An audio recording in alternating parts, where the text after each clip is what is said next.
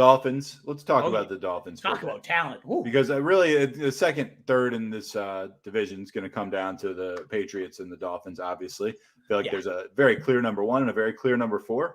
Yep. And, let's talk about the quarterback situation, first of all. Tua, you like Tua? I mean, he's being backed up by Big Dick Teddy.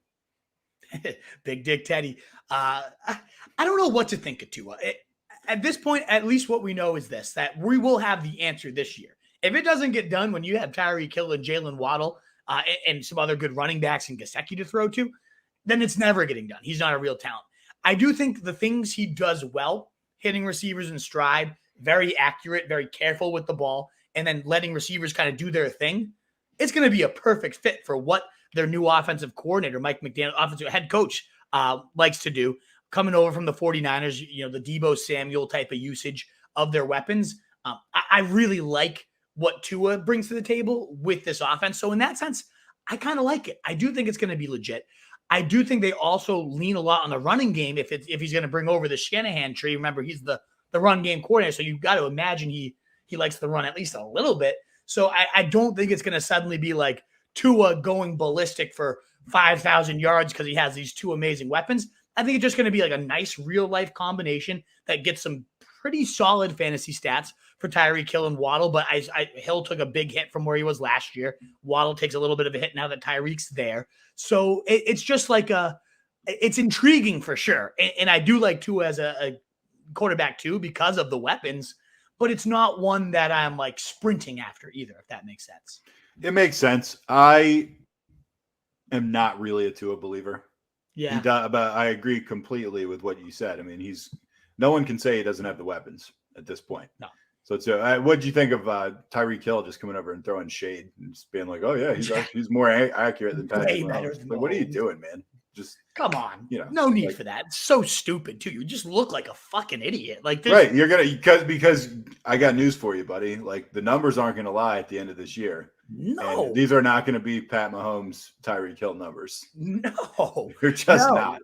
What are you doing? Why? How? There's not a galaxy that exists that Tua's even sniffing the jockstrap of Pat Mahomes. And what? Just shut up, man. Anyway, yeah, exactly. You want to talk running backs? Yeah, I do because I am really intrigued by Chase Edmonds. I have him at 33% of the carries here, only 159 carries. And he's still coming out right around my top 20 running backs because I think he's going to see 66 targets. He is a very efficient receiver, very efficient runner. He averaged, I think, over 5 yards per carry on zone carries last year. That's obviously what Mike McDaniel brings over from the 49ers. So, I always love any running back in that Shanahan zone style scheme. This is the guy that's been kind of crafting that run game behind the scenes. So I obviously like the running backs here. And I think Chase Edmonds, getting paid $12 million compared to less than right around $1 million for the other backs. It's follow the money. He's going to get the majority of the work. All the early beat writers are speculating he's going to get a lot of the work. He's going to get a lot of receiving work. So I really like Edmonds, and especially I like that he goes in round 10. I feel like there's a lot of guys that keep saying like round 10, I love him. Chase Edmonds is the one I've been ending up with probably more than any of those other guys. Even round 11 sometimes. I see you've got him right in that Pollard, Singletary, Patterson group. Yeah. And like those guys probably have a little bit more upside. But I mean, we've seen whenever Chase Edmonds gets those like clear-cut starts, he's put up 30-point days. Yeah, they might have, all those guys might have lower floors too, though. Yeah, exactly. I think he's got a better bet for like a guaranteed 225-ish touches. And a lot of that coming through the air, and we know how much more valuable that is. So yeah, that's fair. I'm a really big fan of him, and I'll take stabs because you can get Mostert and Michelle both in the last round of your draft. I prefer Mostert just even though the injury risk is a whole lot higher than him. We also know like the sports car 60-yard touchdown runs. You're chasing upside once you're at that point anyway. Exactly. So, and I think Mostert has that. He certainly is familiar with Mike McDaniels coming over from the 49ers with him. But Sony also did show a solid amount of burst and juice at the end of last year. So I really like all three running backs at their cost right now. Certainly Edmonds at the highest, but I'll take a last round stab of Michelle and Mostert because Edmonds does have a pretty lengthy injury history. We know Mostert's a sports car that breaks down every year. So there's going to be probably at least a handful of games that Michelle starts. And I think Michelle, especially because if he's starting, that means the other guys are down, like as the only lead back. He could do some real damage. I think Gaskin's out of here. I think, Ahmed's out of here. I'm not intrigued by them at all. But yeah, no, I really like the running backs. And this is another one of those pies, 132 comes out for 24% share, 121 for 22% for Tyreek and Waddle. Like, good numbers. I think it's just going to be a lot of dinking and dunking and like nice run after the catch, but like it's not going to be Mahomes 70-yard bombs ripping off the defense. Like, he'll have that happen every now and again.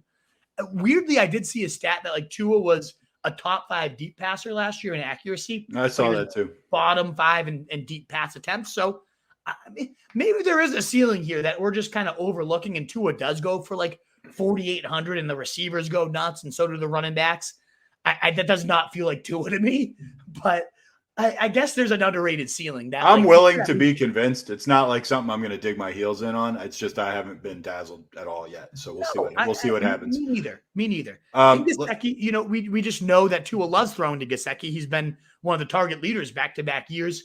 I think he takes an obvious hit now that you got Tyreek, Waddle, a good running back, and Edmonds to throw to, like maybe the 4th on the totem pole now. So I do think that's a decent hit. I have him still for 94 targets, though, and he's plenty athletic to do some good damage with that. So I still like Gesicki as a low-end tight end 1, high-end tight end 2. Solid all-around pieces that, I'm not getting a lot of Tyreek because I have him slotting as a wide receiver 14 in my projections. He's going as like the wide receiver 6.